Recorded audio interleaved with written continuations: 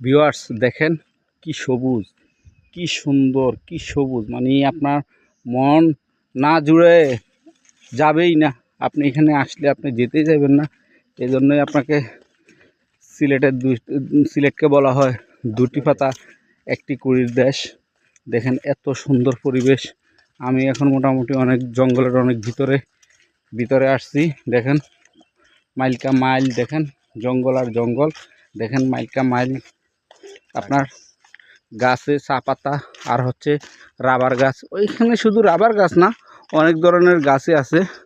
তবে আগে অনেক কমলা গাছ থাকতো, এখন কমলা গাছ নাই। দুষ্কৃতীরা আসলে সবগুলা গাছ কেটে ফেলছে। বাগানে কিছু দুষ্কৃতী থাকে, ওদের যন্ত্রণায় ফল ফসলের কোনো গাছ থাকে না এখন আর নাই এগুলা।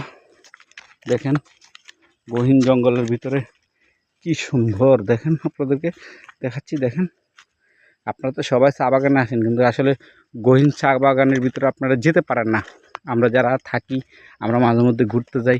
এই যে দেখেন অনেক দূর, প্রায় 8 থেকে 10 কিলোমিটার ভিতরে ঢুকে গেছি হাঁটতে হাঁটতে। আরও যে কোথায় যাব তাও নিজেও জানি না। দেখছেন অনেক সুন্দর।